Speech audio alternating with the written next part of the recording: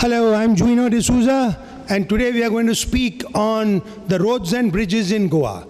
What is happening to the roads in Goa? Do we have proper, broad, motorable roads? Or do we have roads which are full of potholes and a lot of obstruction to the motorist? What happens when, you drive your car through the roads of Goa? Do you find that it's a pleasure in driving? Or you find, that there are repeated speed breakers and the speed breakers are not properly marked and the motorists and the inmates of a motor car can get injured?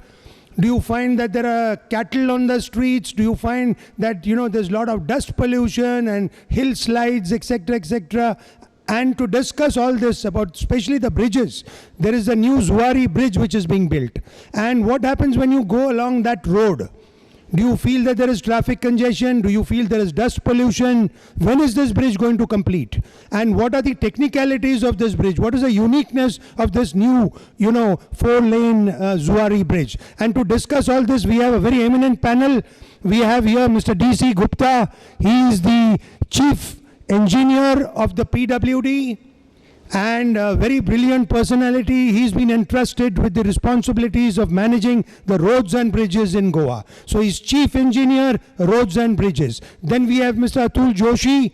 He is the vice president of Dilip Buildcon Limited. This is a big company that is entrusted with the responsibility of constructing the new Zuari bridge. In fact, their complete wavelength is right from, Bambolim to Vernem. And then we have Adrian Dicuna.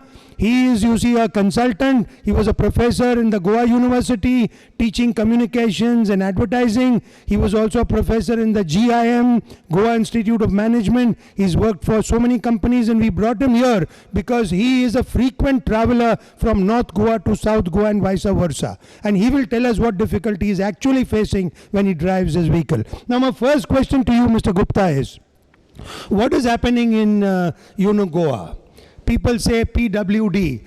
I don't know what is the full form of PWD, but many say P stands for Pay Works Division. I don't know. I'm sorry, but it may be Public Works Division or Public Pay Works Division. What? There is always the screaming that the contractors are saying that the PWD is neglecting its responsibility. So the contractor is just constructing haphazard roads using inferior material, and with one monsoon, that road which looks beautiful is full of potholes. The road dividers which are painted beautifully, that lining, everything goes off, and we are right from heaven back to hell when we, travel on the roads of Goa. What do you have to say? I would say roads in Goa, in fact, are much better than the rest of India.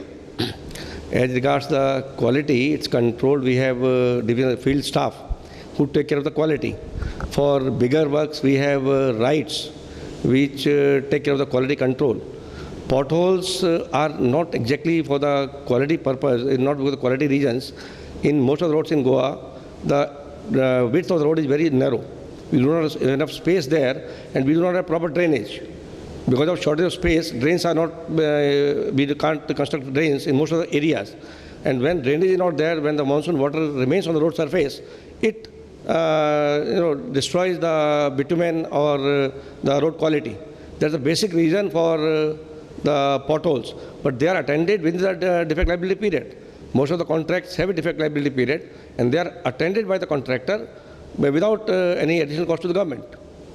About the speed breakers, see, they are meant for the safety of the commuters. We have Goa is a very small, closed society. On every road, there are so many small roads coming and joining the main road. So it's for the safety that we have to construct speed breakers. It's not very pleasant for us to have many speed breakers. In fact, we involve the traffic police, we consult them, then the district magistrate's office also supervises the area, they go into the details, and only when they approve the speed breaker, only then we construct the speed breaker. Thank you, Mr. Gupta.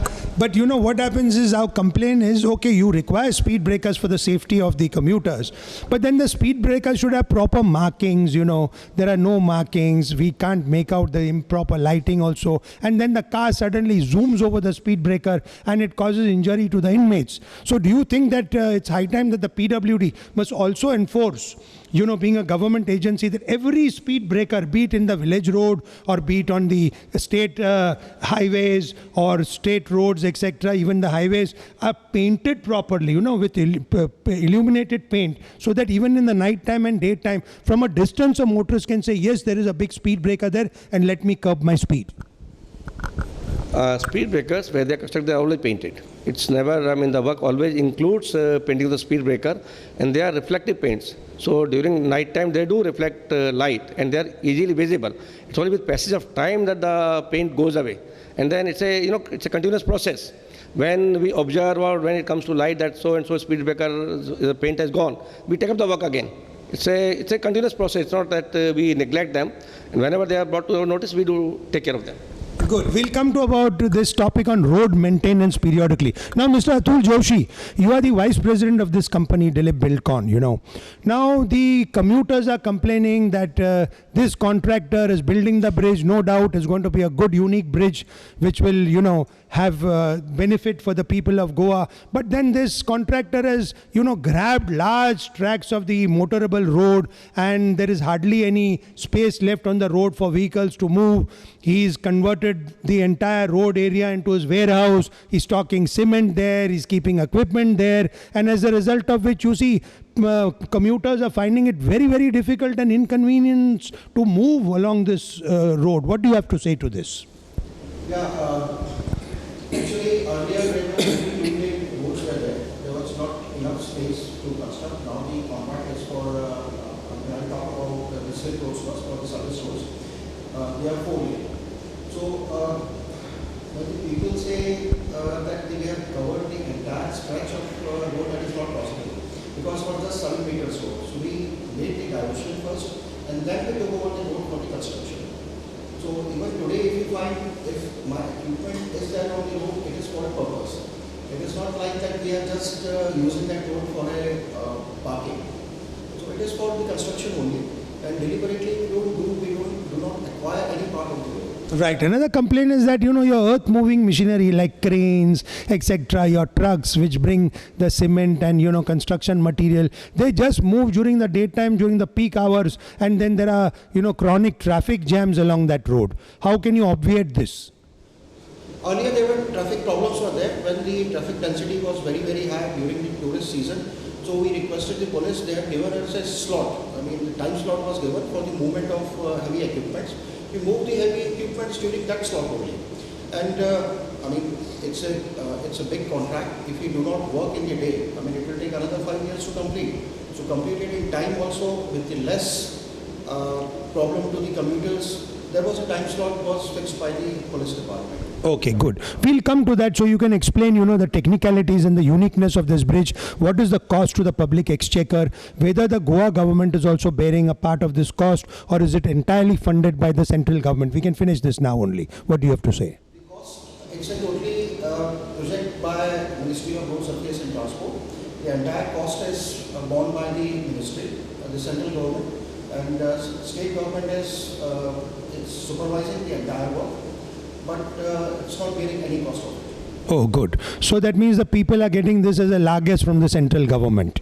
Good. And now, before we come to the other aspects about the dust pollution and, whenever this construction material comes, the dwelling units which are along the roadside, the inmates are suffering terribly. We'll come to that a little later on. But Mr. Adrian Dicuna, you are a frequent traveler on this road. What are your comments on this? What do you have to say about the road condition in Goa, the bridges when we go? Often I've seen you travel on any bridge, there is a big gradient there, and suddenly your car just leaps down, and that part is neglected. I've seen this new bridge also which was being built, the Mandovi bridge. Suddenly the climb is very high, and then the descent is also very low. So there is no, proper alignment and road leveling. What do you got to say on this count about the bridges and the roads? Quickly in 2 minutes. I made about 1,000 trips between Moscow and Pongory in connection with my work in the last 2 years, 1,000 trips.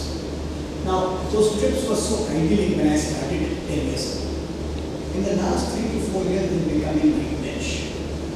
What used to take me 15 minutes is now taking me for an hour and 20 minutes. That was one.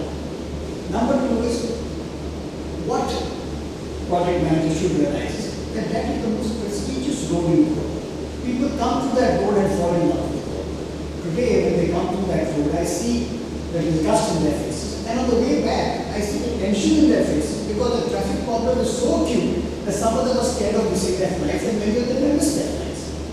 That is it. The other thing I feel is that I'm seeing too many pillars everywhere. And to my shock, I discovered that the width of the Mandovi is just 1.7 kilometers. 1.7 kilometers, that's all, the river and the bridge. But the length of this project, I think, what it will be from Verna to Bamboli, maybe even 80 to 20 kilometers. I cannot understand why.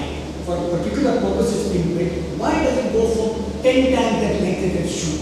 I can Yeah, we'll ask Mr. Atul Joshi. You have anything on this to say? He says there are too many pillars, and then the width of that Zuari bridge is hardly anything. But you know, for that small span to cross that Zuari river, if you look at the Konkan Railway bridge, they hardly have something in the center, and it is all, you know, a bridge which is nicely not cable stayed but fabricated built, which is a bridge which is being suspended. What do you got to say about this Zuari bridge? Now explain to us the technicalities and uniqueness.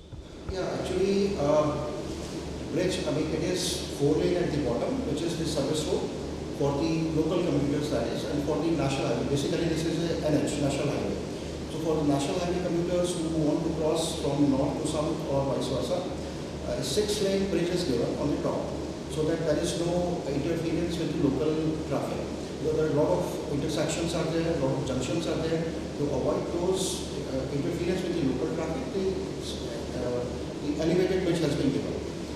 And regarding your Zuari Bridge, of course, that's a small part, that is 640 meters is the Zuari Bridge, but the approach is from both the sides because bridge height is more. So to make approaches, the total length of Zuari Bridge from Bamboli to Varna, the elevated part is about 8 kilometers. The total length is 14 kilometers.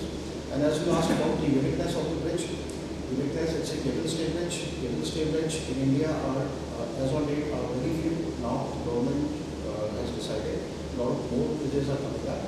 But earlier they were only in Europe and of course in China. So this is the second largest as far as span is concerned. It is the second largest in the country, but the widest. It's a 27 meter plus 27 meters image Zuari bridge. That is 54 meters is the total width of that one. Besides the approach on Agasim side up to 500 meters, that is 36 meters on a single pier. Nowhere in India 36 meters has been attempted on a single pier. So that is what something makes it a unique bridge. Okay. And what will be the cost of this bridge now totally after completion? Our contract price was 1,400 crores. 1,400 crores. And earlier when it was tendered, I think because of the delay, the cost has gone up, escalated? Okay, very good. Now coming to you, Mr. Gupta, you know, you are supervising this entire, you know, contract. And there is this complaint among the citizens of Goa that there is a connivance between the PWD and the road contractor, and sometimes, you know, the PWD, the state government, closes its eyes and says it's a central government project, come on, we'll allow the contractor to use. How do you supervise the quality of the bridge, the quality of the material used, what is going to be, you know, the stableness of this bridge? Because we've seen the Mandovi bridge also had collapsed, you know, after it was built, and then again it was repaired. So we don't want a situation like this where people of Goa experience it, suddenly they are going over the bridge and then the bridge collapses and we are in the Zuari river. Anything you've got to say on this? This won't happen because now the quality control is entrusted to an authority engineer by Government of India. They have a specific agency who are specialized in these works. Now for Zuari bridge, it's in 3 packages. Package 1 is from Bambolim to Agasai. There the authority engineer is one Bloomberg, a company by the name Bloomberg. For the main bridge we have TPF. And for package 3, that's from Kotalim to Verna, it's again Bloomberg. So quality control is checked by them. They are on the site all the time and they do not let anything slip there. So what has happened in the past, that won't happen again. The Government of India also keeps improvising the methods or methodology of the contracts and the contract modules also. Now we are working on EPC contracts. In this case, the contractor designs the bridge. Then the proof checking is done by a proof checker which is approved by government. And then the work starts. And over that, we have an authority engineer who controls the checks and keeps assurance of the quality all the time throughout the construction phase. It's not a one-time process. Right from the beginning till the project is handed over, he will be on site. They do the testing, they do the load testing, they do the quality testing of material. Everything is checked by them, so that such a fear is totally now baseless. That should be completely. So we are happy that, this bridge is going to be a strong bridge. Now coming to this connectivity right from Patra Devi, as you say, up to you said what, Verna, I think, no? Or to the end. Now, what is going to be the length of this road and what is going to be the cost of this total project? How is it going to help the people of Goa? How will it reduce road accidents and, the other hurdles which a motorist faces? And do you think this corridor now between Mopa Airport to down south, what will be the time taken right from Patra Devi to come to, the South Goa point? Coming to the cost from Patra Devi to Verna, as Mr. Joshi had just mentioned, they're contracting 3 packages around 1400 crores. Then we have 2 packages of 4-laning starting from Patra Devi to Kraswada and Kraswada to Bambolim. These 2 are approximately 900 crores. 900 crores. So all this taken up comes to almost 2300 crores. That's from Patra Devi to Verna. Now after Verna, we have just proposed to government beyond Verna right up to Kankona, in 2 areas road has already been 4-lane. We have Margao Western Bypass. In that it's actually of 11.9 kilometers. Out of that 5.7 kilometers has already been commissioned this January. In the remaining area 2.75 kilometers is just awarded and should be completed in another 18 months time. 3.45 kilometers in the construction and should be completed by this September. So that takes us straight to Dramapur. From Dramapur onwards, we have the issues of land. We have proposed to the Government of India, we have sent the annual plan recently, and we have requested for sanction of funds for acquisition of land as well as construction. That will take some time, but once it is done, I am, let's say, by another 2 years' time, things should be in pipeline or on the field. It will be much smoother. What will be the commuting time? From Patra Devi to this place? Patra Devi to Verna, it would be less than an hour. So in less than 1 hour, we would be traveling right from the point we get inside North Goa right up to the South Goa. Okay. Now one more, problem that Goans are facing is exactly near the GMC hospital. And now these are COVID times, so there are a lot of patients, ambulances which are going into the GMC. There is a big mess there in the construction of that, elevated highway or expressway, what you call. And then on the left side, there is a deep excavation going on. There's hill cutting going on. On the right side, you see there is this construction and there is chaos absolutely over there. Now, what is this excursion and what is the outcome of all this? You see, everybody is confused. That it's true that it's quite confusing, but the confusion will be another for a few months only. In that Bambolim area, we have taken care that the patients from both the sides do not have any problem in accessing the hospital. So there is a vehicle, there is a vehicle underpass being constructed just where the uphill ends, where you come from Panjim side, and to get turned to Donapal, there is an underpass being constructed now. After that, near the hospital entry, there is a pedestrian underpass being constructed so that the patients on either side have free access to the hospital. They do not have to, cross the road, the main highway. There are service roads on both the sides. After this is a construction phase. When there is construction going on, disturbance is always there. But once it's over, it will be a very smooth ride for the highway as well as the people coming to the hospital. Whether it's the ambulance or the patients or their relatives, it will be a very smooth area. So that is why there is this excavation going on the left side and huge hill cutting. Right. Now, Mr. Adrian, you see, you just mentioned that it is a nightmare. It takes you between 1.5 hours to reach from North Goa to Margao. So, and also you heard the 2 gentlemen speak about what is going to be the benefits once this bridges, they get completed and the roads are also done. So what do you think, maybe after 6 months, 8 months or 10 months of waiting, would Goans get to see some beautiful roads and beautiful bridges and it would be a pleasure to drive through these roads, or you think again we'll have the same problem in the monsoons? There would be flooding, there would be potholes after one shower, and then there would be again accidents and so on and so forth, what we are experiencing. No, I have to be optimistic because after what I've seen on Atal said, and the pleasurable drive I'm going through now from Portfolio all the way to sea, I have to be optimistic about the projects which are taken up are developed. That is one. But at the same time, I have to see that during the process, they do not spoil what is beautiful. Like from Verna, there are hillsides there.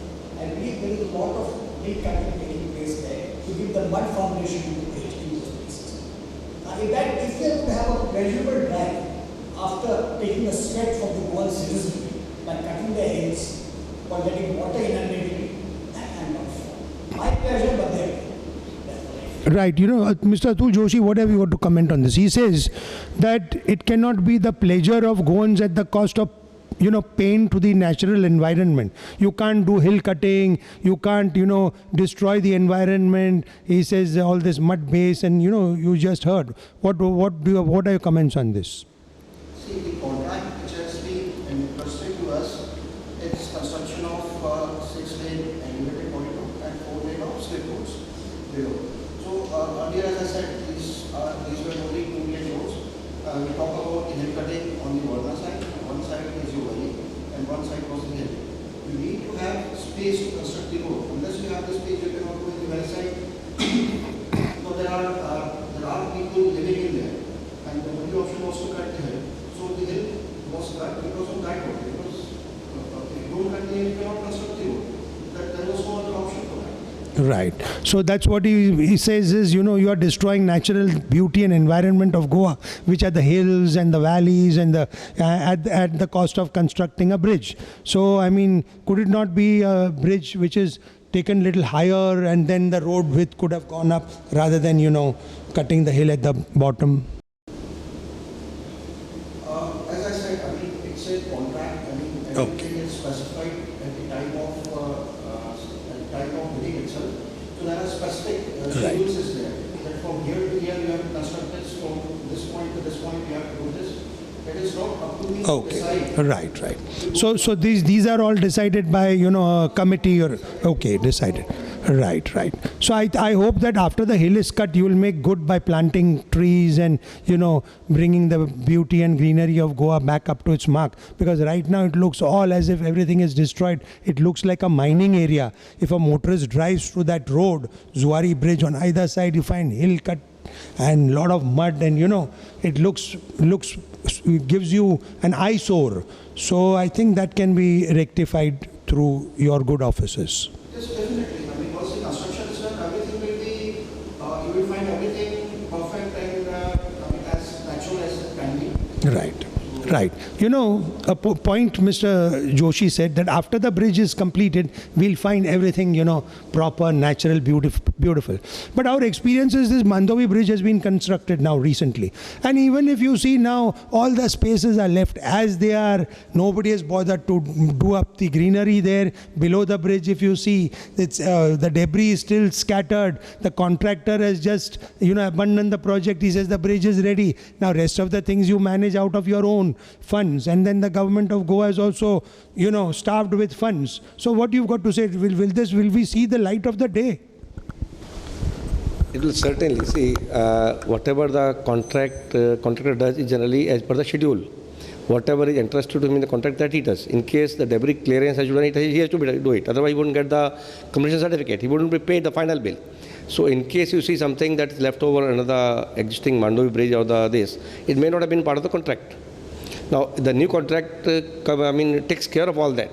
All the debris will be cleared, wherever the cross drainage are, they will be cleaned up and all. And you were talking to him about the landslide or the road cutting. There was a small landslide over the last monsoon on the Verna side. It was not that we wanted to cut the road to that extent. When we had cut to the required this only, but there was landslide. Now, to contain that, we have to complete that work now. And there's slip road coming up. For that, we needed space. So, it will be taken care. The greenery will be taken care, and debris will be cleared. That won't be an issue. It's a part of the contract. Now, most of the people are also curious to know that, the Zuari Bridge right on top, The pillars have gone very high. What is going to come there? Some say there's going to be a revolving restaurant. Some say it's going to be a viewing tower. Some say it is going to be something like, Paris Eiffel Tower. And, there are lots of imaginary things going on in the minds of Goans. Can you clarify what is coming on top? Because it is right sky high. Yes, actually, it's not part of our contract. We were asked, in a contract also it was that we have to consider the loads of a tower in the foundations. So, initially we designed the tower, we have taken the loads of that one and we applied that into the foundation. So, Ministry of course, Gadkari sir of course, we all want a tower on the top. So we are working on it also, the ministry is working on that one, but I suppose that will be a separate contract. Okay, so that is not part of your contract. Yeah, now Adrian, do you think that once we have a viewing tower, now today everybody wants view, everybody wants, panoramic view, sea view, hill view, etc. So do you think now when this viewing tower comes up, it would benefit the people of Goa, it will also increase the economy of Goa, tourists will flock and come to Goa? What do you feel, or is it going to be waste of money that nobody will come and go up to that tower just to see the Zuari Bridge and some hills and dales? I have no doubt, because when I look at Atul Setu and I see how beautifully it's been illuminated, it will become a landmark on its own, which was not there before. No one looked at the Panjim before. Today it become a tourist.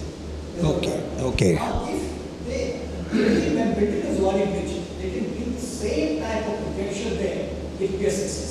If it's just going to be a viewing tower, people just go and see some pictures and binoculars, it will stop. Yeah, Mr. Gupta, as he says, you can just, highlight what is going to be the final outcome of that viewing tower. That viewing tower is in very nascent stages. Right now, we have just conceptualized, the final thing it's yet to come up. Right now, the idea is to have a 125-meter tower on both the pavilions. And then there will be revolving gallery, so it's of course a panoramic view only. But but it will need a lot of space at the ground level to create the infrastructure, the ticketing counters, the parking bays for the buses, for the cars, then the restaurants or some amusement center for children. That land acquisition is an issue. If we have the land there in that area, in both the sides, Kotalim side and Agasain side, this would be getting through. We are in the process of getting NOC from the Government of India. It's on national highway. So to take up anything, if we take up as a state government, the national highway, we have to get NOC from the Government of India. We have written to them to give us the NOC to start the process. And once we get the NOC, we'll start the process of inviting expression of interest for designing the tower. So it will be an iconic thing. In fact, the Honorable Minister Gadkari views that as Paris is known by Eiffel Tower, Goa should be known by the Zuari Bridge and its towers. Oh, good. So I think on this note, we will end that Goa is going to be known by this Zuari viewing tower. It will have a revolving restaurant. You see, people can come and enjoy not only the views, they can also have good entertainment, good recreation. And we look forward to see that, God willing, I hope it happens. And thank you very much, Mr. Gupta, for coming on this show and enlightening the audience, with your views. Also, Mr. Atul Joshi, that, you've clarified certain things. And please ensure that, the roads are also kept vacant so that there is a clear flow of traffic. And Adrian, next time, I think when you go from your place here, North Goa to South Goa, definitely you will find it a pleasurable road. Even though the bridge is being constructed, Mr. Joshi assures us that he will clear everything and see that there is no obstruction. And with me signing off, Juino D'Souza, thank you for watching.